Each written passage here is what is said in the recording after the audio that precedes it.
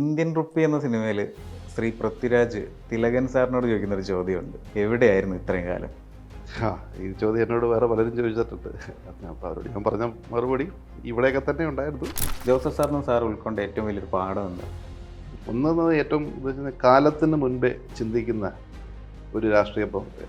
സ്വാശ്രയ കോളേജ് അതുപോലെ +2 എല്ലാം സാറ് കൊണ്ടുവന്നപ്പോഴും ഒരുപാട് എതിർപ്പുകൾ പല സ്ഥലത്തുനിന്ന് വന്നിട്ടുണ്ടെന്ന് കേട്ടിട്ടുണ്ട്. ഇന്ന് കേരളം രക്ഷപ്പെട്ട് നിൽക്കുന്നത് ആ +2 വന്നതുകൊണ്ടാണ്. അത് ഇപ്പോൾ കഴിഞ്ഞ അസംബ്ലി തെരഞ്ഞെടുപ്പ് തന്നെ എൻ്റെ പേര് പല അസംബ്ലി മണ്ഡലങ്ങളിലൊക്കെ പൊങ്ങി വന്നപ്പം ഇതിനും പറഞ്ഞ് അങ്ങനെ ഒരു ആലോചനയില്ല. അവന് പാർട്ടിയിൽ പ്രവർത്തിച്ച് മികവ് തെളിയിച്ച് കയറി വരട്ടെ, അത് കഴിഞ്ഞ് നോക്കാമെന്നാണ് പറഞ്ഞിരിക്കുന്നത്. പക്ഷേ യുവാക്കളെ ആകർഷിക്കാൻ വേണ്ടിയിട്ട് ഇപ്പോൾ രാഷ്ട്രീയത്തിൽ നിന്നും വരുന്നില്ല. രാഷ്ട്രീയത്തിൽ യുവജനങ്ങളെ ഇൻഫ്ലുവൻസ് ചെയ്യാനുള്ള ആളുകൾ കുറഞ്ഞു എന്നുള്ളതാണ് അതിൻ്റെ കാരണം. മാണി സാർ മരിച്ചതിന് ശേഷം ചെയർമാനായിട്ട് കൊണ്ടുവരിക എന്നുള്ളൊരു വരവിനെ പ്രത്യക്ഷമായിട്ട് എതിർത്തിരുന്നു ജോസഫ് സാറ്. നമ്മൾ കേരള കോൺഗ്രസ് പാർട്ടിയിൽ നിന്ന് വളർന്നു വന്നിട്ടുള്ള യുവ നേതാക്കന്മാർ, അത് TM ജേക്കബിൽ തുടങ്ങിയത്. TM ജേക്കബ് അപ്പച്ചൻ കൈപിടിച്ച് ഉയർത്തിക്കൊണ്ടുവന്ന ഒരു നേതാവ്. PC ജോർജ് അപ്പച്ചൻ്റെ പെറ്റായിരുന്നു. അപ്പോൾ PC ജോർജിന് ആദ്യമായിട്ട് സീറ്റ് മേടിച്ചു കൊടുത്തത് ഫൈറ്റ് ചെയ്താണ്. ആദ്യമായിട്ട് ഇവിടെ പൂഞ്ഞാറ് സീറ്റ് മേടിച്ചു കൊടുത്തത്. ഈ ആശയങ്ങളോടൊന്നും ഒരു കാലത്തും പൊരുത്തപ്പെടാത്ത ഒരു ക്യാബിനറ്റിലിരുന്ന് എടുത്ത തീരുമാനത്തിൽ ഉറച്ചു നിന്നുകൊണ്ട് തീരുമാനം എടുപ്പിച്ച ഒരു മന്ത്രി എന്ന രീതിയിൽ PJ ജോസഫിനോട് ഈ കേരള സംസ്ഥാനം കടപ്പെട്ടിരിക്കുന്നു. നമസ്കാരം. വിറ്റ്നസിൽ ഇന്ന് എനിക്കൊപ്പം കേരള രാഷ്ട്രീയത്തിലെ ഭാവി പ്രതീക്ഷകളിലെ ഒരാളായ ശ്രീ അപ്പു ജോൺ ജോസഫ് സാറാണ്. സ്വാഗതം. അപ്പോൾ എനിക്ക് ആദ്യം ചോദിക്കാനുള്ളത്, ഇന്ത്യൻ റുപ്പി എന്ന സിനിമയിൽ ശ്രീ പൃഥ്വിരാജ് തിലകൻ സാറിനോട് ചോദിക്കുന്നൊരു ചോദ്യമുണ്ട്, എവിടെയായിരുന്നു ഇത്രയും കാലം?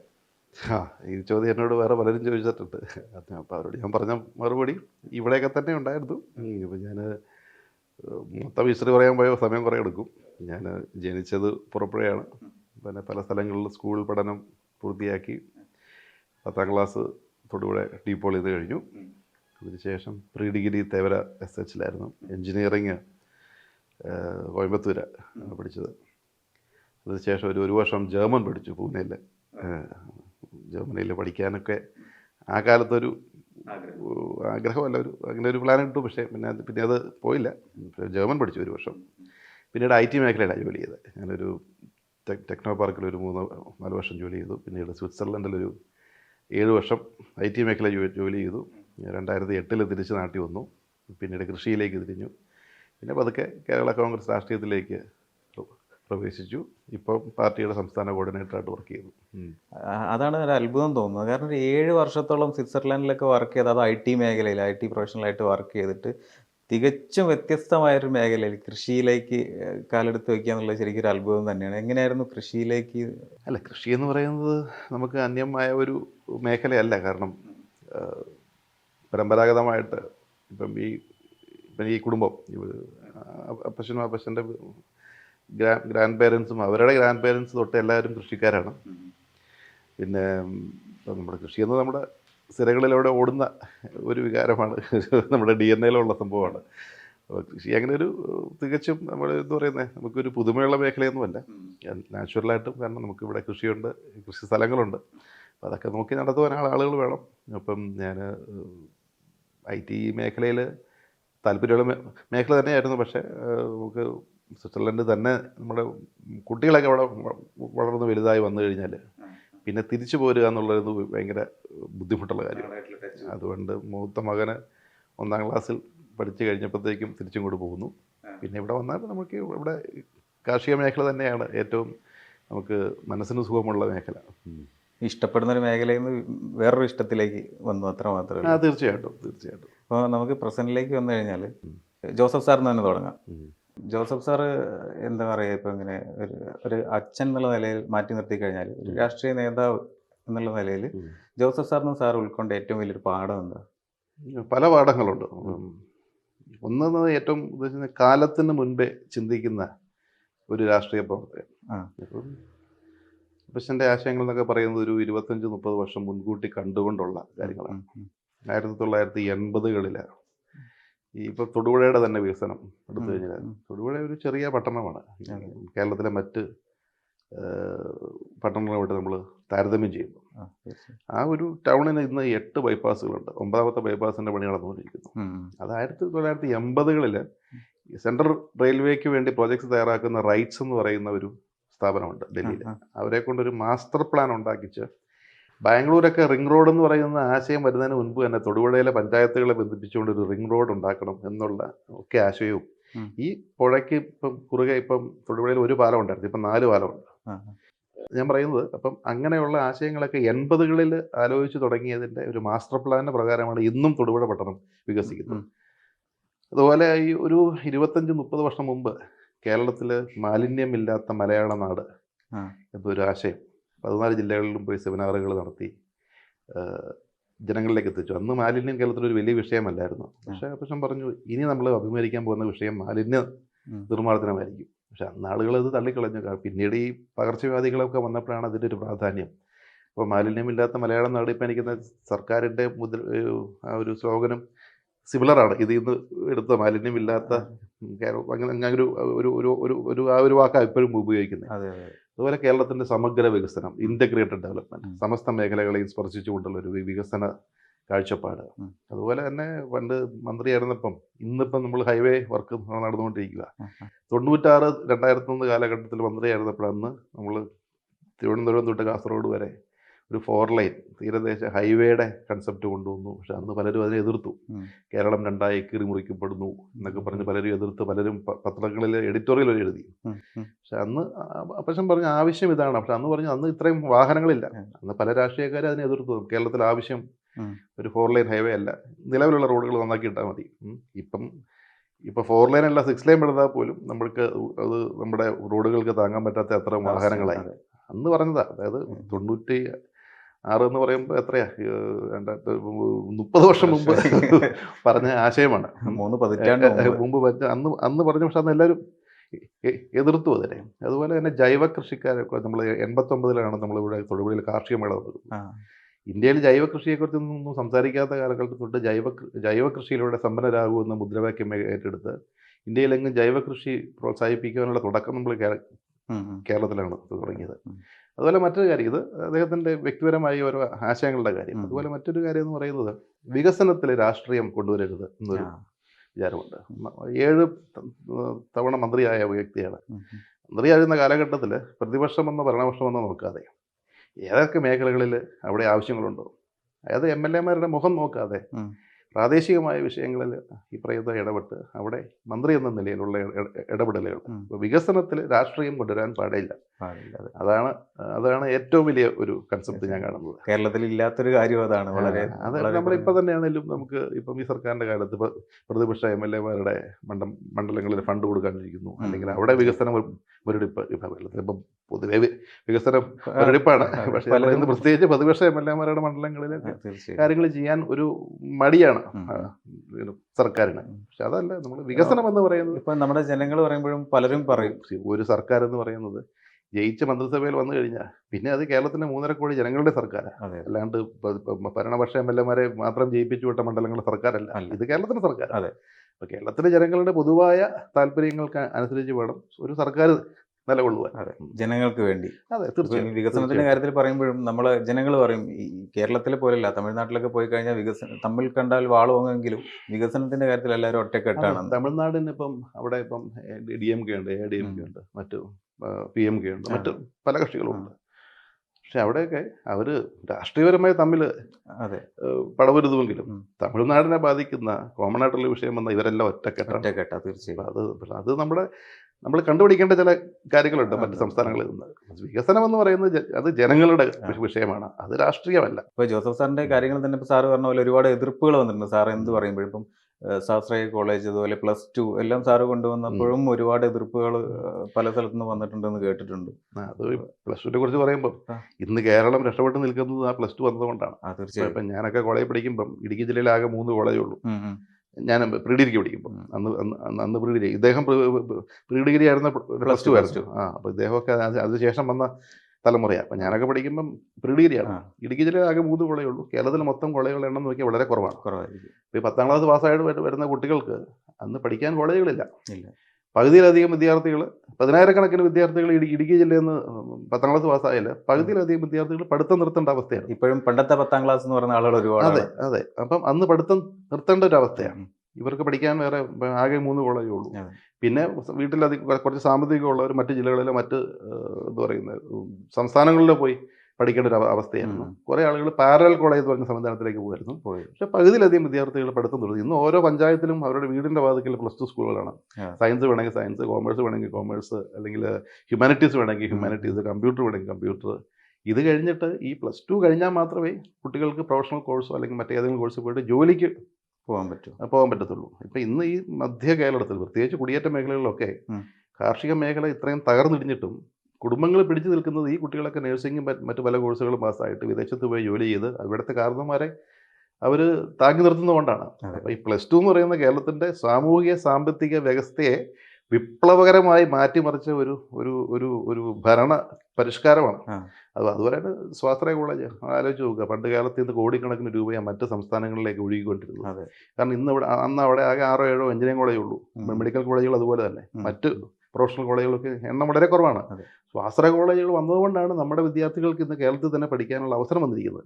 അപ്പം ഇതൊക്കെ ഈ ഒരു ഇടതുപക്ഷ ഗവൺമെൻറ്റിൻ്റെ ക്യാബിനറ്റിലിരുന്ന് ഈ ആശയങ്ങളോടൊന്നും ഒരു കാലത്തും പൊരുത്തപ്പെടാത്ത ഒരു ക്യാബിനറ്റിലിരുന്ന് എടുത്ത തീരുമാനത്തിൽ ഉറച്ചു നിന്നുകൊണ്ട് തീരുമാനം എടുപ്പിച്ച ഒരു മന്ത്രി എന്ന രീതിയിൽ പി.ജെ. ജോസഫിനോട് ഈ കേരള സംസ്ഥാനം കടപ്പെട്ടിരിക്കുന്നു. അന്ന് നായനാർ സാർ ഒരുപാട് അപ്പച്ചൻ്റെ കൂടെ. അതെ തീർച്ചയായിട്ടും. നായനാർ മുഖ്യമന്ത്രി എന്ന രീതിയിൽ വികസന കാര്യങ്ങളിൽ വ്യക്തമായ കാഴ്ചപ്പാടും ഒരു ഒരു ഓപ്പൺ മൈൻഡും ഒരു വിശാല മനസ്കത ഉണ്ടായിരുന്ന ഒരു മുഖ്യമന്ത്രിയായിരുന്നു. അപ്പം അദ്ദേഹത്തിന് പല കാര്യങ്ങളും അപ്പച്ചൻ ഒരു ക്യാബിനറ്റിൽ ഒരു കാര്യം കൊണ്ടുവരുമ്പം നായനാർ പറഞ്ഞിരുന്നത് ഓം കൊണ്ടുവന്നല്ല, നല്ലതായിരിക്കും, നമുക്ക് ചെയ്തേക്കാം, ആ രീതിയിലായിരുന്നു. അപ്പച്ചനെ ഒരു വലിയ ഭയങ്കര വിശ്വാസത്തിലെടുത്ത് ഏറ്റവും കൂടുതൽ അന്ന് പിന്തുണച്ചത് നായനാർ സഖാവാണ്. ഇപ്പം സാറിൻ്റെ ജോസഫ് സാറിൻ്റെ കാര്യത്തിലേക്ക് വന്നു കഴിഞ്ഞാൽ യാത്രകളിലാണ് സാറ് പലപ്പോഴും ഈ വിപ്ലവകരമായിട്ടുള്ള മാറ്റങ്ങളൊക്കെ കൊണ്ടുവന്നു കേട്ടിട്ടുണ്ട്. സാറിൻ്റെ ഒരു രാഷ്ട്രീയക്കാരെന്നുള്ള നിലയിൽ അപ്പച്ചനെ യാത്രകൾ എത്രത്തോളം സ്വാധീനിച്ചിട്ടുണ്ട്? അപ്പച്ചന് ഇപ്പം വളരെ 80കളിൽ തന്നെ പല രാജ്യങ്ങളിലും യാത്ര ചെയ്തിട്ടുണ്ട്. അമേരിക്കയിലും യൂറോപ്പിലും പല സ്ഥലങ്ങളിലും ഓസ്ട്രേലിയ ഇപ്പം പല ഭൂഖണ്ഡങ്ങളിലും പോയിട്ടുണ്ട്. അവിടെയൊക്കെ ചെല്ലുമ്പം അവിടെയുള്ള കാര്യങ്ങൾ പഠിക്കുക. എങ്ങനെയാണ് അവിടെ ഇപ്പം ഉദാഹരണം പറഞ്ഞു കഴിഞ്ഞാൽ അവിടുത്തെ സ്കൂൾ സിസ്റ്റം എങ്ങനെയാണ്, സ്കൂളുകളിൽ പോയി അവിടുത്തെ അധ്യാപകരും വിദ്യാർത്ഥികൾക്കായിട്ട് ഇൻട്രാക്ട് ചെയ്യുക, അവിടുത്തെ സിസ്റ്റം എങ്ങനെയാണെന്ന് കണ്ടുപിടിക്കുക, അവിടുത്തെ റോഡ് സിസ്റ്റം എങ്ങനെയാണ്. ഇപ്പം കേരളത്തിൽ പണ്ട് നമുക്കറിയാം റോഡ് ഒരു വർഷം ടാറിയും, മഴ പെയ്യുമ്പോൾ വീണ്ടും കുഴിയാവും, അടുത്ത വർഷം വീണ്ടും ടാറിയും. ഇതിങ്ങനെ ഓരോ വർഷവും റീടാർ ചെയ്ത് പോയിക്കൊണ്ടിരിക്കുകയാണ്. അപ്പം എങ്ങനെയാണ് ഇപ്പം യൂറോപ്പ് എന്ന് പറഞ്ഞാൽ നമ്മളെക്കാളും സിവിയർ കാലാവസ്ഥകളാണ്. അവിടെ മഞ്ഞുണ്ട്, നമ്മുടെ സ്നോഫോൾ ഉള്ള സ്ഥലമാണ്. അവിടെ മഞ്ഞ് പെയ്യുമ്പോൾ റോഡിൽ ഉപ്പിട്ടാണ് മഞ്ഞ് റിമൂവ് ചെയ്യുന്നത്. അങ്ങനെയുള്ള പല എലമെൻറ്റ്സ് അവിടെ ആക്ട് ചെയ്യുന്നുണ്ട്. പിന്നെ മഴയുണ്ട്, പിന്നെ സമ്മർ ആകുമ്പോഴത്തേക്കും നമ്മുടെ ഇത്രയും ചൂടില്ലെങ്കിലും എന്നാലും 30+ ടെമ്പറേച്ചർ വരുന്നുണ്ട്. ഏത് കാലാവസ്ഥയിലും അവിടെ എങ്ങനെയാണ് 5-6 വർഷമൊക്കെ റോഡ് മെയിൻ്റനൻസ് ഇല്ലാണ്ട് കിടക്കുന്നത് എന്ന് നമ്മൾ പഠിക്കേണ്ട വിഷയങ്ങൾ. അങ്ങനെയാണ് കേരളത്തിന് ആദ്യമായിട്ട് KSTP എന്ന് പറഞ്ഞൊരു ഡിപ്പാർട്ട്മെൻറ്റ് തുടങ്ങി നമ്മുടെ BMNBC റോഡുകൾ. അതിൻ്റെ ഒരു റോഡ് ഉദാഹരണം പറഞ്ഞു കഴിഞ്ഞാൽ അങ്കമാലി തൊട്ട് തൊടുപുഴയുള്ള റോഡ്, അതുപോലെ പാലക്കാട് നിന്ന് ഒറ്റപ്പാലത്ത് പോകുന്നൊരു വഴിയുണ്ട്, BMNBC റോഡാണ്. ഹൈക്കോടതിയിലൊരു കേസ് വന്നപ്പം ആ റോഡിനൊരു പേരുണ്ട്, പേര് ഞാൻ വിട്ടുപോയി. അപ്പോൾ കേരളത്തിൽ എന്തുകൊണ്ടാണ് റോഡ് മോശമാകുന്നതെന്ന് ഇങ്ങനെ ഹൈക്കോടതി ചോദിച്ചു. ഭയങ്കരമായിട്ട് റോഡ് മോശം കിടന്നപ്പം ആരോ ഒരു പബ്ലിക് ഇൻട്രസ്റ്റ് എന്തൊരു കേസ് കൊടുത്തതാണ്. അപ്പം വിടവള്ളി ഉദ്യോഗസ്ഥർ പറഞ്ഞു അത് മഴ പെയ്യുന്നുണ്ടെന്ന് പറഞ്ഞു. അപ്പോൾ ചോദിച്ചു പാലക്കാട് ഒറ്റപ്പാലത്ത് മേഖലയിൽ മഴയില്ലെന്ന് ചോദിച്ചാൽ എനിക്കത് ജഡ്ജി ആയിരുന്നു കൊണ്ട് ആളാണ് ഈ വഴിയുടെ കാര്യം അദ്ദേഹത്തെ അറിയാം. അത് ടാർ ചെയ്തിട്ട് 10-20 വർഷമായിട്ട് അത് മെയിൻ്റനൻസ് ചെയ്തിട്ടില്ല. അതുപോലെ തന്നെയാണ് ഈ അങ്കമാലി തൊടുപുഴ റോഡ് ആദ്യമായിട്ട് കേരളത്തിലെ BMNBC മെത്തേഡിൽ ഇപ്പം ചെയ്യുന്ന മെത്തേഡിൽ അന്ന് ടാറിങ് ചെയ്തത് ഈ മേഖലയാണ്. അപ്പം അങ്ങനെയുള്ള വിപ്ലവകരമായ മാറ്റങ്ങൾ നമ്മുടെ ഇവിടെയുള്ള വ്യവസ്ഥകളിൽ കൊണ്ടുവരാൻ സാധിച്ചത് യാത്രകളിൽ കൂടെ തന്നെയാണ്. മറ്റു പല സ്ഥലങ്ങളിൽ വികസിത രാജ്യങ്ങളിൽ എങ്ങനെയാണ് കാര്യങ്ങൾ ചെയ്യുന്നത്, അവരുടെ എല്ലാ കാര്യങ്ങളും നമ്മൾ അപ്പാടെ കൂപ്പിടിക്കേണ്ട കാര്യമൊന്നുമില്ല. പക്ഷെ നല്ല കാര്യങ്ങൾ ആ എലമെൻറ്റ്സ് നമ്മൾ ഉൾക്കൊണ്ട് നമ്മുടെ സമൂഹത്തിലേക്ക് നമ്മുടെ രീതിയിലേക്ക് അതിനെ അഡാപ്റ്റ് ചെയ്ത് അതിനെ എന്ന് പറയുന്നത് കൊണ്ടുവരാൻ തീർച്ചയായിട്ടും ഈ നിങ്ങളുടെ യാത്രകൾ വഴി ഉണ്ടായ ഒരു ഇൻസ്പിറേഷനാണ് ഇങ്ങനെയുള്ള വികസന പ്രവർത്തനങ്ങൾ കേരളത്തിൽ നടക്കാൻ കാരണം. ഇപ്പം സാറ് ഏകദേശം ഒരു 10-36 രാജ്യങ്ങൾ യാത്ര ചെയ്തിട്ടുണ്ട്. 35 രാജ്യം ഒരാളാണെന്ന് കേട്ടിട്ടുണ്ട്. അപ്പം സാറിൻ്റെ ജീവിതത്തിൽ ഈ യാത്രകൾ കൊണ്ടുവന്നിട്ടുള്ള മാറ്റം എന്താണ്? പ്രത്യേകിച്ച് യാത്രകൾ ശരിക്കും നമ്മുടെ ഒരു ഐ ഓപ്പണറാണ്. ഇപ്പം ഇന്ത്യയിൽ തന്നെ ഞാൻ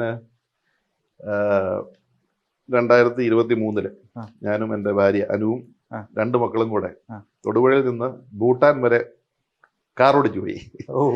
ഞങ്ങൾ ഇവിടുന്ന് നമ്മൾ തമിഴ്നാട്, വൈഫിൻ്റെ വീട് കോയമ്പത്തൂരാണ്, മലയാളികളാണ്, അവിടെ സെറ്റിൽഡാണ്. കോയമ്പത്തൂർ പോയി കിടന്ന് അവിടുന്ന് തിരുപ്പതി, ഇവിടെ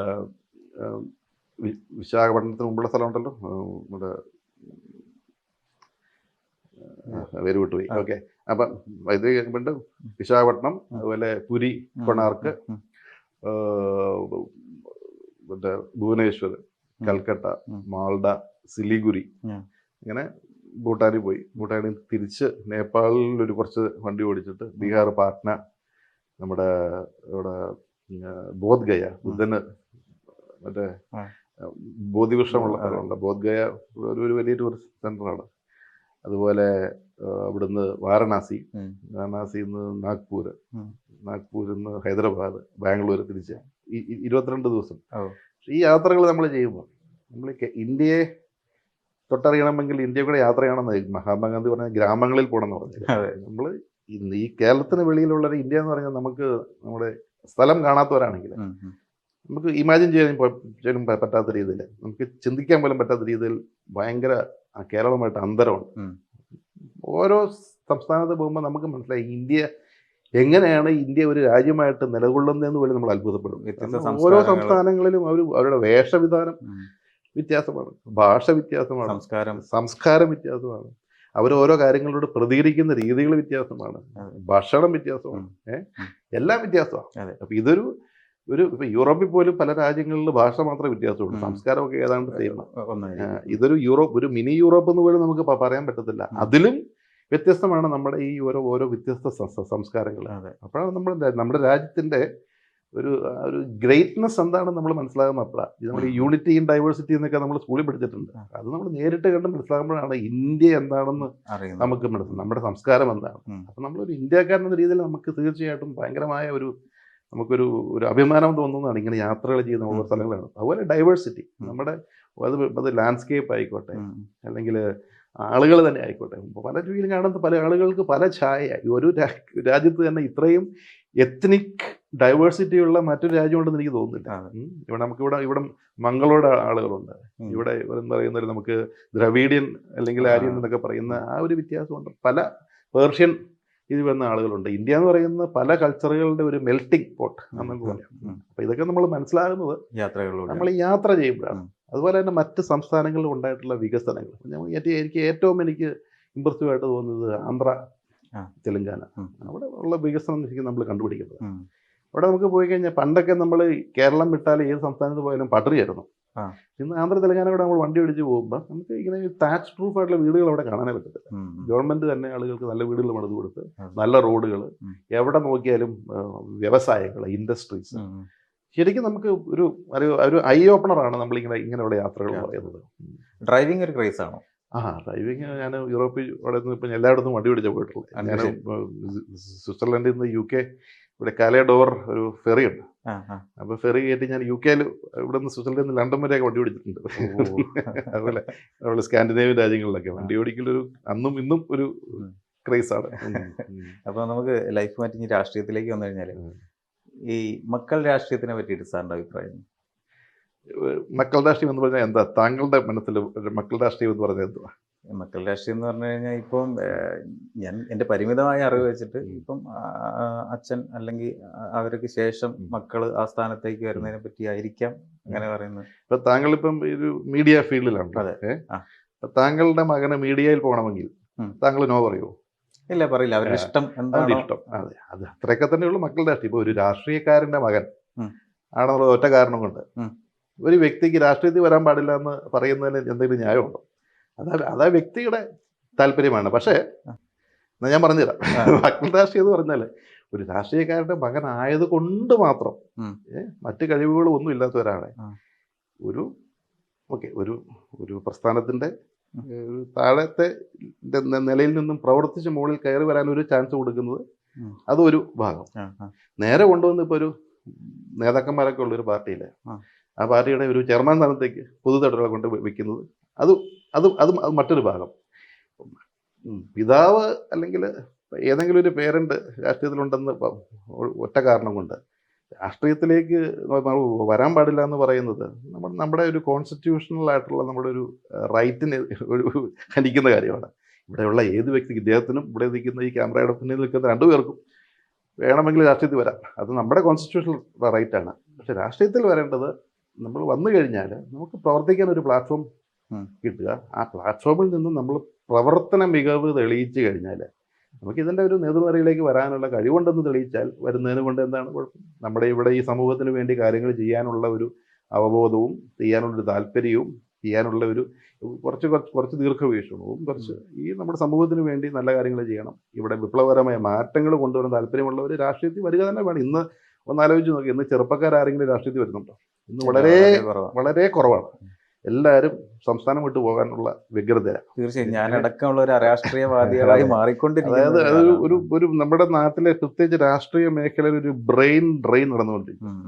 ഒരുമാതിരിപ്പെട്ട കഴിവ് പണ്ടൊക്കെ നമ്മളെ അല്ലെങ്കിൽ ഇന്ന് ഉള്ള രാഷ്ട്രീയ നേതാക്കന്മാരെ എടുക്കുക, നമ്മുടെ മുഖ്യമന്ത്രി ഉൾപ്പെടെ അപ്പച്ചൻ ഉൾപ്പെടെ ഇപ്പം മൺമറഞ്ഞുമായ Oommen Chandy sir, K M Mani സാറൊക്കെ ഇവരൊക്കെ പഠിക്കുന്ന കാലത്ത് ഇവരൊക്കെ നല്ലപോലെ പഠിച്ചു. ഇവരൊക്കെ അന്ന് അവരുടെ കോളേജുകളിലെ ബുദ്ധിജീവികളായിരുന്നു, ചിന്തിക്കുന്നവരായിരുന്നു. അവരാണ് അന്ന് രാഷ്ട്രീയത്തിലേക്ക് വന്നത്. ഇന്ന് കോളേജിലെ ബുദ്ധിജീവികളും അവർ പഠിച്ച് ഇറങ്ങുമ്പോൾ തന്നെ ജോലി കിട്ടും, അവർ ഇന്ത്യ വിട്ടു പോവുക. പക്ഷേ യുവാക്കളെ ആകർഷിക്കാൻ വേണ്ടിയിട്ട് ഇപ്പൊ രാഷ്ട്രീയത്തിനൊന്നും വരുന്നില്ല. യുവാക്കളെ ആകർഷിക്കാനുള്ള പ്രശ്നം വെച്ചാൽ ഇന്ന് എന്തുകൊണ്ടാണ് യുവാക്കൾ സിനിമയിൽ പോകുന്നത്, സിനിമയിലേക്ക് പോകുന്ന അല്ലെങ്കിൽ സംഗീത മേഖലയിലേക്ക് പോകുന്നത്? അവരൊക്കെ ഇൻഫ്ലുവൻസേഴ്സാണ്. ആ മേഖലയുള്ള ആളുകളൊക്കെ ഇപ്പം ഇൻഫ്ലുവൻസേഴ്സിന്റെ കാലമാണല്ലോ. ഇൻസ്റ്റാഗ്രാം അല്ലെങ്കിൽ ഫേസ്ബുക്കിലൊക്കെ ഇൻഫ്ലുവൻസേഴ്സാണ്. രാഷ്ട്രീയത്തിൽ യുവജനങ്ങളെ ഇൻഫ്ലുവൻസ് ചെയ്യാനുള്ള ആളുകൾ കുറഞ്ഞു എന്നുള്ളതാണ് അതിന്റെ കാരണം. ഈ മേഖലയിൽ ഇൻഫ്ലുവൻസസ് ഉണ്ടെങ്കിൽ ആലോചിച്ച് നോക്കി. ഇപ്പം ഫാഷൻ മേഖലയിൽ ഇൻഫ്ലുവൻസസ് ഉണ്ട്, അല്ലെങ്കിൽ മ്യൂസിക് മേഖലയിലുണ്ട്. ഒരാളെ കാണുമ്പോൾ നമുക്കൊരു പ്രചോദനം ഉണ്ടാവും അതിലേക്ക് പോകാൻ വേണ്ടി. അല്ലെങ്കിൽ ഒരു ഒരു നടനെ കാണുമ്പോൾ നമുക്കൊരു പ്രചോദനം ഉണ്ടാവും യുവാക്കൾക്ക്, അയ്യോ എനിക്ക് ഇദ്ദേഹത്തെ പോലെ ഒരു ആക്ടറാണ്. അതുപോലെ ഇൻഫ്ലുവൻസ് ചെയ്യാൻ പറ്റുന്ന നല്ല രാഷ്ട്രീയക്കാരുടെ എണ്ണം പണ്ടുണ്ടായിരുന്നു. പണ്ട് ഈ നേതാക്കന്മാരെ കണ്ട് ഇൻഫ്ലുവൻസ്ഡ് ആയിട്ടാണ് ഇപ്പോഴുള്ള രണ്ടാം നിരയിലുള്ള നേതാക്കന്മാർ രാഷ്ട്രീയത്തിൽ വന്നത്. ഇനി ആ രണ്ടാം നിര രാഷ്ട്രീയക്കാർ വേണം യുവജനങ്ങളെ ഇൻസ്പയർ ചെയ്ത് ഇതിലേക്ക് കൊണ്ടുവരാൻ. അപ്പം പക്ഷേ ഇന്നത്തെ കാലത്ത് ഇപ്പം ഒരു ഉദാഹരണം വെച്ച് പറയുകയാണെങ്കിൽ ഷാഫി പറമ്പിലിനെ പോലുള്ള ആളുകളൊക്കെ യുവാക്കളെ ഭയങ്കരമായിട്ട് ആകർഷിക്കുന്ന നേതാക്കന്മാരാണ്. പക്ഷെ അവരെ പോലും ഈ മുതിർന്ന നേതാക്കന്മാർ അടിച്ചൊതുക്കുന്ന ഒരു ഭാഗത്തേക്ക് ഒതുക്കി നിർത്തുന്നു എന്ന് പറയപ്പെടുന്നുണ്ട് ജനങ്ങളുടെ ഇടയിലുള്ള സംസാരം. ഞാൻ പാലക്കാട് MLA ഷാഫി പറമ്പിൽ ഇപ്പം MP ആണ്. അടുത്ത അദ്ദേഹത്തിനൊക്കെ കോൺഗ്രസ് പാർട്ടി കൊടുക്കാവുന്ന ഏറ്റവും നല്ല അക്കോമഡേഷൻ. അദ്ദേഹം യൂത്ത് കോൺഗ്രസിന്റെ സംസ്ഥാന പ്രസിഡന്റ്. പക്ഷെ അവർക്കൊന്നും പലപ്പോഴും ശബ്ദം ഇല്ലല്ലോ. അതാണ് ഇപ്പം ഷാഫി പറമ്പിൽ ശബ്ദമില്ല. ഷാഫി പറമ്പിലെ ശബ്ദമാണ് കേരളം പാലക്കാടിന്റെ ശബ്ദം എന്നാണ് ഷാഫി ഒരിക്കലും പറഞ്ഞിട്ടുള്ളത്. പക്ഷെ ഇപ്പം അദ്ദേഹത്തെ പോലും ഒതുക്കി നിർത്തി ജനങ്ങളുടെ സംസാരമാണ് പുറത്തുള്ള മുതിർന്ന നേതാക്കന്മാര് എന്നുള്ള രീതി. അത് ശരിയാണെന്ന് എനിക്ക് തോന്നുന്നില്ല. പിന്നെ ഞാൻ പറയുന്നത് ഒരു രാഷ്ട്രീയ പാർട്ടി ആകുമ്പോൾ വ്യത്യസ്ത അഭിപ്രായങ്ങളുള്ളതുകൊണ്ട് അതൊക്കെ ഉണ്ടാവും. അതൊക്കെ കോൺഗ്രസ് പാർട്ടിയുടെ ആഭ്യന്തര കാര്യങ്ങളാണ്. പക്ഷേ ഷാഫി പറമ്പിൽ എന്ന് പറയുന്നത് ഇന്നും നമ്മുടെ പൊതുസമൂഹത്തിൽ ഒരു സംസാര വിഷയമാണ്. അദ്ദേഹത്തെ അങ്ങനെ പാർട്ടി ഒതുക്കിയിട്ടൊന്നും എനിക്ക് തോന്നുന്നു. അദ്ദേഹത്തെ ഇപ്പോഴത്തെ KPCCയുടെ നേതൃനിരയിലേക്ക് അദ്ദേഹവും ഇന്നൊരു വൈസ് പ്രസിഡന്റ് അല്ലേ അല്ലേ അതായത് ഇപ്പം സണ്ണി ജോസഫ് KPCC പ്രസിഡന്റ് ആയപ്പം ഈ യുവാക്കളെയാണ് ഇന്ന് അതിന്റെ നേതൃത്വത്തില് ഷാഫിയുണ്ട്, നമ്മുടെ PC വിശ്വനാഥുണ്ട്. യുവനിരയാണ് ഇന്ന് നേതൃത്വത്തിലേക്ക് കൊണ്ടുവന്നിരിക്കുന്നത്. അത് ശരിക്കും പറഞ്ഞാൽ ഒരു പ്രചോദനമാണ് യുവാക്കൾക്ക് കയറി വരാൻ. എത്രയും തലമുതിർന്ന നേതാക്കന്മാരുണ്ടായിട്ടും ഇന്നൊരു യുവനിരയാണ് ഇന്ന് കേരളത്തിലെ കോൺഗ്രസ് പാർട്ടിയെ നയിക്കുന്നത്. പിന്നെ അതുപോലെ ഇപ്പം കഴിഞ്ഞ കാലങ്ങളിലൊക്കെ ജോസഫ് സാർ പറഞ്ഞിട്ടുള്ളൊരു കാര്യം ഉണ്ടായിരുന്നു. അത് പ്രത്യേകിച്ച് എടുത്തു പറയുകയാണെങ്കിൽ നമ്മുടെ ജോസ് കെ മാണിയുടെ വരവിന്, കെ എം മാണി സാർ മരിച്ചതിന് ശേഷം ചെയർമാനായിട്ട് കൊണ്ടുവരിക എന്നുള്ളൊരു വരവിനെ പ്രത്യക്ഷമായിട്ട് എതിർത്തിരുന്നു ജോസഫ് സാറ്. പാർട്ടിയുടെ ഏത് ഭരണഘടനയിലാണ് അപ്പം മരിച്ചു കഴിഞ്ഞാൽ മകൻ കയറി വരേണ്ടതെന്നൊക്കെ ചോദിച്ചിട്ടുണ്ടായിരുന്നു. അപ്പം സാറ് നേരത്തെ പറഞ്ഞ കാര്യം കൂടെ അവിടെയാണ് മക്കൾ രാഷ്ട്രീയം എന്ന് പറയുന്നത്. ഇപ്പം നമ്മൾ ആലോചിച്ച് നോക്കുക, 1970 MLA ആയ വ്യക്തിയാണ് PC ജോസഫ്. ജോസഫ് കെ മാണിക്ക് ഏതാണ്ട് സമകാലീനരാണ്. മാണി സാറ് 65 ആദ്യമായിട്ട് കേരള കോൺഗ്രസിലേക്ക് വരുന്നത്. കേരള കോൺഗ്രസ് രൂപീകരിച്ച് 1 വർഷം കഴിഞ്ഞിട്ടാണ് പാലായിലെ സ്ഥാനാർത്ഥിയായിട്ട് വരുന്നത്. പിന്നെ CF തോമസ് സാറൊക്കെ പാർട്ടിയുടെ സ്ഥാപക നേതാക്കന്മാരാണ്. അപ്പം ഇങ്ങനെയുള്ള തലമുതിർന്ന നേതാക്കന്മാർ ഈ പാർട്ടിയിൽ നിൽക്കുമ്പം, പാർട്ടി നയിക്കാൻ യോഗ്യതയുള്ള നേതാക്കന്മാർ നിൽക്കുമ്പം, അങ്ങനെയുള്ള നേതാക്കന്മാരെ ഒഴിവാക്കി അദ്ദേഹം വരരുതെന്നാണ് പറഞ്ഞിട്ടുള്ളത്. ജോസ് കെ മാണി രാഷ്ട്രീയത്തിൽ വന്നതിനെയോ ജോസ് കെ മാണി MP ആയതിനെയോ അല്ലെങ്കിൽ മത്സരിക്കുന്നതിനെയോ ഒന്നും ഈ പാർട്ടിയിൽ ആരും എതിർത്തിട്ടില്ല. അതൊക്കെ നാച്ചുറലായിട്ട് നടക്കേണ്ട കാര്യങ്ങളാണ്. അതൊക്കെ ജോസ് കെ മാണി അതൊരു നാച്ചുറൽ ഗ്രോത്ത് തന്നെയായിരുന്നു. അദ്ദേഹം ആദ്യം യൂത്ത് ഫ്രണ്ടിന്റെ ചാർജായിട്ട് വന്നു. അദ്ദേഹം പിന്നീട് പാർലമെന്റിൽ മത്സരിച്ചു, ഒരു തവണ പരാജയപ്പെട്ടു. പിന്നീട് കോട്ടയം MP ആയി. കോട്ടയം MP ആയിട്ട് അദ്ദേഹം ഒരു നല്ല MP തന്നെയായിരുന്നു. അത് നമുക്ക് അതിനെക്കുറിച്ച് ആർക്കും ആക്ഷേപമില്ല. അതിനുശേഷം മാണി സാറിന്റെ മരണശേഷം മാണി സാറ് പാർട്ടി ലയിക്കുന്ന സമയത്ത് മാണി സാറിന് പാർട്ടി ചെയർമാനും പാർലമെന്ററി പാർട്ടി ലീഡറും ആയത് അപ്പച്ചനുമായിട്ടുള്ള ഒരു എഗ്രിമെന്റ് അല്ല, ഒരു സംസാരത്തിന്റെ പുറത്ത് മറ്റു പലരും സംസാരിച്ച് ഒന്നുകിലും മാണി സാർ ചെയർമാനും അപ്പച്ചൻ പാർലമെന്ററി പാർട്ടി ലീഡർ, അല്ലെങ്കിൽ അപ്പച്ചൻ ചെയർമാൻ മാണി സാർ, ആ ഒരു രീതിയിലേക്കായിരുന്നു വരേണ്ടത്. അപ്പോഴൊക്കെയാണ് ചെയർമാന് തത്തുല്യമായ വർക്കിംഗ് ചെയർമാൻ എന്ന റോള് പുതുതായിട്ട് പാർട്ടിയിൽ ഉണ്ടാക്കി. ഈ ചെയർമാന്റെ അഭാവത്തിൽ വർക്കിംഗ് ചെയർമാനാണ് അധികാരങ്ങൾ എന്ന് പറഞ്ഞ് മാണി സാർ ഈ പാർട്ടി ഒന്നിച്ചു കൊണ്ടുപോകാൻ വേണ്ടി താല്പര്യമെടുത്താണ്. മാണി സാറിന്റെ മരണശേഷം ഇത്രയും തലമുതിർന്ന നേതാക്കന്മാരുള്ള ഒരു പാർട്ടിയിൽ ചെയർമാൻ സ്ഥാനത്തേക്ക് വേണ്ടി ഒരു കടുംപിടുത്തം പിടിച്ചതാണ് ഈ പാർട്ടിയിൽ വിഷയമുണ്ടായത്. അവിടെ നമ്മൾ പറയേണ്ടത് മാണി സാറിന്റെ മകൻ എന്ന ഒരു പരിഗണനയിൽ മാത്രം അദ്ദേഹത്തിന് ചെയർമാൻ സ്ഥാനത്തേക്ക് വരുന്നതാണോ, അതോ പാർട്ടിയിലെ മറ്റ് സീനിയർ ആളുകൾ ഇന്നിപ്പം ഞാൻ പറയുക എനിക്ക് ഇന്ന് പാർട്ടിയുടെ ചെയർമാനാണോ എന്ന് പറയുമ്പോൾ അത് ഫെയർ അല്ല. ഈ പാർട്ടിയിൽ നിൽക്കുന്ന സീനിയർ ആയിട്ടുള്ള നേതാക്കന്മാരോട് നാം കാണിക്കുന്നത് അനീതിയാണ്. കാരണം ഇത്രയും കാലം ഈ പാർട്ടിയിൽ പ്രവർത്തിച്ച്, ഇത്രയും രാഷ്ട്രീയത്തിൽ പ്രവർത്തിച്ച്, ഈ പാർട്ടിക്ക് വേണ്ടി ജീവിതം ഒഴിഞ്ഞു വെച്ച തലമുതിർന്ന നേതാക്കന്മാർ നിൽക്കുമ്പം അവരുടെ മുകളിൽ ഞാൻ കയറിയിരിക്കുക എന്ന് പറയുന്നത് നിർബന്ധിച്ച് കയറിയിരിക്കുക എന്ന് പറയും. ഇപ്പം അവർ പറയുക ഇദ്ദേഹം തന്നെ ആകണമെന്ന് പറഞ്ഞ് നമ്മളെ കൊണ്ടിരുത്തി കഴിഞ്ഞാൽ കുഴപ്പമില്ല. ഞാൻ പറയാം എനിക്ക് ആകണമെന്ന് പറഞ്ഞ് ഞാൻ കയറിയിരുന്നാൽ അത് അനീതിയാണ്. അപ്പം ഇതാണ് രണ്ട് തമ്മിലുള്ള വ്യത്യാസം. ഇപ്പം നമ്മൾ പറയാം പാർട്ടി ഇപ്പം അടുത്ത പ്രാവശ്യം ഇപ്പം ഞാൻ പാർട്ടിയുടെ സ്റ്റിയറിംഗ് കമ്മിറ്റിയിലാണ് ആദ്യമായിട്ട് വന്നത്.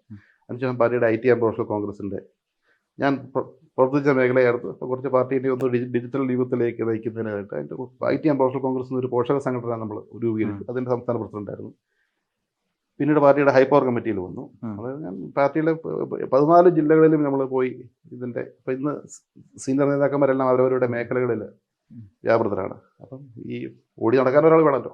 അപ്പം ഞാൻ അതാണ് കഴിഞ്ഞ ഒരു 7-8 വർഷമായിട്ട് അതാ ചെയ്തുകൊണ്ടിരുന്നത്. ആ ഒരു റോള് അംഗീകരിച്ചുകൊണ്ട് പാർട്ടി ഈ ഇടയ്ക്ക് തന്നെ പാർട്ടിയുടെ സ്റ്റേറ്റ് കോർഡിനേറ്റർ ആക്കി. അപ്പം പടിപടിയായി നമ്മൾ പ്രവർത്തിച്ച് വെച്ച് ഇപ്പം തൊടുപുഴയിൽ നമ്മൾ എല്ലാ മണ്ഡലങ്ങളിലും എല്ലാ വാർഡ് തലങ്ങളിലും ഇപ്പം നമ്മൾ പാർട്ടിയുടെ വാർഡ് കൺവെൻഷൻ, മണ്ഡലം കൺവെൻഷൻ നടത്തിക്കൊണ്ടിരിക്കുകയാണ്. വീട്ടിൽ കയറിയിരിക്കുന്ന ആളുകളൊക്കെ വീട്ടിൽ പോയി കണ്ട് പുറത്തിറക്കി അവരെ വീണ്ടും കേരള കോൺഗ്രസ് പാർട്ടിയുടെ പ്രവർത്തന മേഖലയിലേക്ക് കൊണ്ടുവന്നിരിക്കുകയാണ്. അപ്പോൾ അതാണ് ഒരു കോർഡിനേറ്റർ എന്ന രീതിയിൽ ഞാൻ ചെയ്യേണ്ട ജോലി. അതുപോലെ മറ്റ് പല ജില്ലകളിലും തർക്കങ്ങളുള്ളിടത്തൊക്കെ പോവുക, അവരുമായിട്ട് സംസാരിക്കുക, ഇത് എല്ലാവരെയും യോജിച്ച് കൂട്ടി കൊണ്ടുപോവുക എന്നുള്ളൊരു ജോലി. അപ്പം പാർട്ടിയുടെ സംഘടനാ പ്രവർത്തനത്തിൽ ഞാൻ മികവ് തെളിയിച്ച് മുകളിൽ കയറി വരട്ടെ, എന്നിട്ട് പിന്നെ എൻ്റെ മറ്റു കാര്യങ്ങളെക്കുറിച്ച് ആലോചിക്കാമെന്നാണ് എൻ്റെ പിതാവും പറഞ്ഞിട്ടുള്ളത്. നേരെ പിടിച്ച് ഇപ്പോൾ കഴിഞ്ഞ അസംബ്ലി തെരഞ്ഞെടുപ്പ് തന്നെ എൻ്റെ പേര് പല അസംബ്ലി മണ്ഡലങ്ങളിലൊക്കെ പൊങ്ങി വന്നപ്പം അച്ഛൻ പറഞ്ഞു അങ്ങനെ ഒരു ആലോചനയില്ല, അവനിപ്പോൾ പാർട്ടിയിൽ പ്രവർത്തിച്ച് മികവ് തെളിയിച്ച് കയറി വരട്ടെ, അത് കഴിഞ്ഞ് നോക്കാമെന്നാണ് പറഞ്ഞിരിക്കുന്നത്. അപ്പം ഇതാണ് എന്നെ സംബന്ധിച്ചോളം. അങ്ങനെ വേണം നമ്മൾ ഒരു രാഷ്ട്രീയ പ്രവർത്തനത്തിലേക്ക് വരുവാൻ വേണ്ടി. നമ്മുടെ പ്രവർത്തനം, എനിക്ക് പ്രവർത്തിക്കാൻ കഴിവുണ്ട്, എനിക്ക് പാർട്ടിയെ അല്ലെങ്കിൽ പാർട്ടിയുടെ ഒരു നേതൃനിരയിലേക്ക് വരാനുള്ള കഴിവുണ്ടെന്ന് ഞാൻ തെളിയിച്ചതിന് ശേഷം വേണം അതിലേക്ക് കടന്നു വരാൻ. അല്ലെങ്കിൽ നൂലേക്കെട്ട് ഇറക്കിയത് തീർച്ചയായിട്ടും കുറച്ച് കഴിയുമ്പം അതാരെങ്കിലും അടിച്ചു പറക്കി ദൂരെ കളയും. അപ്പച്ചൻ്റെ ആ ഒരു പ്രസ്താവന ഇപ്പം വളരെ രീതിയിൽ തെറ്റിദ്ധരിക്കപ്പെടുന്നു തോന്നിയിട്ടുണ്ട് എപ്പോഴും. അല്ല, തെറ്റിദ്ധരിക്കപ്പെടുക എന്ന് പറഞ്ഞാൽ അതൊക്കെ ആളുകൾ മനസ്സിലാക്കുന്നതിൻ്റെ വ്യത്യാസം. നമ്മൾ വേറെ ഒന്നും പറഞ്ഞിട്ടില്ല. ഇദ്ദേഹം രാഷ്ട്രീയത്തിൽ വരുന്നതിനെക്കുറിച്ചും അദ്ദേഹം മത്സരിക്കുന്നതിനെക്കുറിച്ചോ MD ആകുന്നതിനെക്കുറിച്ചോ ഒന്നും ആർക്കും ഇവിടെ തർക്കങ്ങളില്ല. പക്ഷെ നേതൃനിരയിൽ നേതൃപാഠമുള്ള അത് അപ്പച്ചൻ ചെയർമാൻ ആയാലും CF തോമസ് സാറ് ചെയർമാൻ ആയാലും മതി. സീനിയർമാർ നിൽക്കുമ്പം അവർ നമ്മൾ ഒരു സാമാന്യ രാഷ്ട്രീയ മര്യാദയുണ്ടല്ലോ, അത് മാത്രമേ നമ്മൾ ആവശ്യപ്പെട്ടിട്ടുള്ളൂ. ഇപ്പം സാറിൻ്റെ കടന്നുവരവ് സാറിൻ്റെ പാർട്ടിയിലുള്ള മുതിർന്ന കുറച്ച് നേതാക്കന്മാരെ നിശബ്ദരാക്കി എന്നൊക്കെ കുറെ പറയുന്നുണ്ട്, വാർത്തകളും മറ്റുമൊക്കെ അങ്ങനെ അവിടെ ഇവിടെയൊക്കെ ഉയർന്നു കേൾക്കുന്നുണ്ട്. ശരിക്കും സത്യമാണോ അത്? അതിൻ്റെ മറുപടി എനിക്ക് ഈ ഇടയ്ക്ക് ഞാനും ഈ പറയുന്ന മോൻസ് ജോസഫിനെ കുറിച്ച് ഉദ്ദേശിച്ചത് മനസ്സിലായി. പക്ഷേ ഞാനും മോൻസും കൂടെ ഇരുന്നൊരു ഇൻ്റർവ്യൂ ഇടയ്ക്ക് ചെയ്തിട്ടുണ്ട്. അതിനകത്ത് എല്ലാ കാര്യവും വ്യക്തമായി പറഞ്ഞിട്ടുണ്ട്. അതൊക്കെ എതിർ വിഭാഗങ്ങൾ ഇറക്കി വിടുന്ന ചില ഗോസിപ്പ് അല്ലെങ്കിൽ ഫേക്ക് ന്യൂസുകൾ അല്ലാതെ വേറെ അതിൻ്റെ പുറകിൽ വേറെ സെപ്പറേറ്റ് ചോദ്യം തന്നെയായിരുന്നു ശ്രീ മോൻസ് ജോസഫായിട്ട് എന്തെങ്കിലും പ്രശ്നമുണ്ടോ അങ്ങനെ ഒരു വിഷയമുണ്ടെങ്കിൽ നമ്മൾ അതിനകത്ത് അടിസ്ഥാനപരമായിട്ടേ ഇതിനകത്ത് നമ്മൾ മനസ്സിലാക്കേണ്ടത് ഈ പാർട്ടിയെ ഇത്രയും കാലം നയിക്കുകയും PJ ജോസഫ് എന്ന് പറഞ്ഞ നേതാവിനോടൊപ്പം നിന്ന സീനിയർ നേതാക്കന്മാരെ നമുക്ക് അവരെ അർഹിക്കുന്ന അല്ലെങ്കിൽ അവർ എന്താ പറയുന്നത് അവർക്ക് വേണ്ട ബഹുമാനങ്ങളും അവർക്ക് വേണ്ട ആദരവും അംഗീകാരവും കൊടുത്തുകൊണ്ട് തന്നെയാണ് ഈ പാർട്ടി മുന്നോട്ട് പോകുന്നത്. അങ്ങനെ ഒരാളെ അവിടെ പ്ലേസ് ചെയ്യാന്നുള്ള ആ ഒരു രാഷ്ട്രീയം കേരള കോൺഗ്രസ് PJ ജോസഫ് നേതൃത്വം കൊടുക്കുന്ന കേരള കോൺഗ്രസിന് ഇല്ല. എന്നും യുവജനങ്ങളെ കൈപിടിച്ച് ഇന്ന് കേരളത്തെ കണ്ടിട്ടുള്ള നമ്മൾ കേരള കോൺഗ്രസ് പാർട്ടിയിൽ നിന്ന് വളർന്നു വന്നിട്ടുള്ള യുവ നേതാക്കന്മാർ, അത് TM ജേക്കബിൽ നിന്ന് തുടങ്ങി. TM ജേക്കബ് അപ്പച്ചൻ കൈപിടിച്ച് ഉയർത്തിക്കൊണ്ട് വന്ന ഒരു നേതാവ്. PC ജോർജ് അപ്പച്ചൻ്റെ പെറ്റായിരുന്നു. PC ജോർജിന് ആദ്യമായിട്ട് സീറ്റ് മേടിച്ചു കൊടുത്തത് ഫൈറ്റ് ചെയ്താണ് ആദ്യമായിട്ട് ഇവിടെ പൂഞ്ഞാറ് സീറ്റ് മേടിച്ചു കൊടുത്തത് PC ജോർജ്. അതുപോലെ മോൻസി ജോസഫ് എന്ന് വേണ്ട ആന്റണി രാജു, ഇപ്പം മന്ത്രിയായിരുന്നു രാജു, എന്ന് വേണ്ട ഈ ഒരുമാതിരി കേരള കോൺഗ്രസിൽ പെട്ട യുവമുഖങ്ങളെല്ലാം പുതുതായിട്ട് പാർട്ടി ഉണ്ടാക്കി പോയ പലരും. ശ്രീ ഫ്രാൻസിസ് ജോർജൊക്കെ ഈ യുവാക്കളെ മുൻനിരയിലേക്ക് എപ്പോഴും ഉയർത്തിക്കൊണ്ട് വന്ന ഒരു നേതാവാണ് പി ജോസഫ്. അന്ന് യുവാക്കളായിരുന്നവരാണൊക്കെയാണ് ഇന്ന് പാർട്ടിയുടെ നേതൃനിരയിൽ നിൽക്കുന്നത്. അവരെ ഒന്നും മാറ്റി നിർത്തിക്കൊണ്ടുള്ള നേതൃത്വം ഒന്നും എനിക്ക് വേണ്ട. അവരൊക്കെ ഈ പാർട്ടിയിലെ പരിചിതപ്രജ്ഞരായ ഈ പറയുന്ന നല്ല നേതൃപാടവമുള്ള ഈ പാർട്ടിയെ പുതിയ യുഗത്തിലേക്ക് നയിക്കുവാൻ കഴിവുള്ള നേതാക്കന്മാരാണ്. അവരുടെയൊക്കെ ഒരു ചിറകിനടിയിൽ ഒതുങ്ങി നിന്ന് അവരുടെയൊക്കെ ഒരു പരിരക്ഷണയിൽ മുന്നോട്ട് പോകാൻ ആഗ്രഹിക്കുന്ന വ്യക്തിയാണ് ഞാൻ. എൻ്റെ പരിരക്ഷണമൊന്നും അവർക്ക് ആവശ്യമില്ല. അപ്പം ഭാവി രാഷ്ട്രീയത്തിൽ, പ്രത്യേകിച്ച് കേരള രാഷ്ട്രീയത്തിൽ കേരള കോൺഗ്രസിൻ്റെ പ്രസക്തി എന്താണ്? കേരള രാഷ്ട്രീയത്തിൽ കേരള കോൺഗ്രസ് എന്നും ഒരു പ്രസക്തിയുള്ള പാർട്ടിയാണ്. അതുപോലെ കാർഷിക മേഖലയിൽ പല ഉൽപ്പന്നങ്ങൾക്കും വിലയില്ല എന്നുള്ളതാണ്. പച്ചക്കറി കടയിൽ പോയി ഏത് പച്ചക്കറി മേടിച്ചാലും, ഏത് ഇപ്പം കുരുമുളകോ ഏലോ കറുവാപ്പട്ടയോ എന്ത് മേടിച്ചാലും അതിനൊക്കെ നല്ല വിലയാണ്. കർഷകന് വില കിട്ടുന്നില്ലെന്നുള്ള വിഷയം. അത് വിദ്യാഭ്യാസം മേഖലയായിക്കോട്ടെ, പൊതുമരാമത്ത് മേഖലയായിക്കോട്ടെ, മണി സാറിൻ്റെ കാരുണ്യ ലോട്ടറി പദ്ധതിയൊക്കെ, അതൊക്കെ ശരിക്കും പറഞ്ഞാൽ ചരിത്രപരമായ. അപ്പം അടുത്ത തെരഞ്ഞെടുപ്പിൽ തൊടുപുഴയിൽ ഒരു സ്ഥാനാർത്ഥിയായിട്ട് കാണാൻ സാധിക്കും. തൊടുപുഴയിൽ ഇപ്പം നല്ല കരുത്തനായ കേരളത്തിൻ്റെ ഏറ്റവും പ്രൗഢഗാംഭീര്യമുള്ള MLA തൊടുപുഴയിൽ ഇപ്പോൾ ഉണ്ടല്ലോ. അപ്പോൾ അതിനെക്കുറിച്ചൊന്നും പറയേണ്ട സമയമായിട്ടില്ല.